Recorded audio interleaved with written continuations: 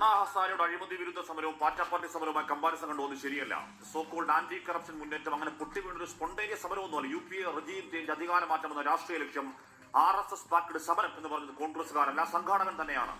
ആ പ്രതികളൊക്കെ കുറ്റമുക്തരാക്കപ്പെട്ട് 2G spectrum കേസൊക്കെ ഏതോ വഴിക്ക് പോയി റാലേഖാൻ സിദ്ദിഖ് വണ്ടി പിടിച്ച് അണ്ണയെ പിന്നെ കണ്ടവരുമില്ല. ആ നിരാഹാര സമരം ഒന്നാം ദിനം മുതൽ ഇവന്റ് ആക്കിയവരാണ്, ആഘോഷമാക്കിയവരാണ്. ഇംഗ്ലീഷ് ഹിന്ദി മാധ്യമങ്ങൾ പൊട്ടിയൊലിച്ച ധാർമ്മിക രോഷങ്ങൾ, നേഷൻ വാണ്ട്സ് ടു നോ ആക്രോശങ്ങൾ, ആക്രന്ദനങ്ങളൊക്കെ പണ്ടത്തെ കഥയാണ്, പഴയ കഥ. ബാക്കിയൊക്കെ പോട്ടെ. രാജ്യത്തിന്റെ പുതിയ തലമുറ വിദ്യാർത്ഥികളുടെ ഭാവി കൂമ്പടച്ചുകൾ എന്ന മട്ടിൽ സിസ്റ്റം പരാജയങ്ങളുടെ ഘോഷയാത്രകൾ, പേപ്പർ ലീക്കുകൾ, ആത്മഹത്യാ പരമ്പര, സോനം വാഗ്ചുവിന്റെ നിരാഹാരം, ചത്ത പോലെ കിടന്ന ആക്രോശക്കാർക്ക് ഇന്നലെ മുതൽ പോയ ശബ്ദം തിരിച്ചു കിട്ടി. ഈശ്വരാ നന്ദി. പോലീസുകാരെ കല്ലെറിഞ്ഞു, പിച്ചി മാന്തി, ഇംഗുലാബ് എന്ന മുദ്രാവാക്യം വിളിച്ചു. അവർ വിദ്യാർത്ഥികളുടെ ഗൂണ്ടകൾ, അത് ജന്തർ മന്ദറിൽ കണ്ടത് ദേശവിരുദ്ധരുടെ കലാപം. എരിപൊരി വെപ്രാളം മൂട്ടിൽ തീപിടിച്ചപ്പെട്ടാണ് തമ്പ്രാക്കൾ. ഞങ്ങൾ ഉച്ചയ്ക്ക് വെച്ചാൽ ഏത് ഈർക്കൽ സമരം, മഹാസംഭവം അല്ലെങ്കിൽ സ്വാഹ അന്തരീക്ഷത്തിൽ ആവി. എന്ത് തേങ്ങയാണ് പറയുന്നേ?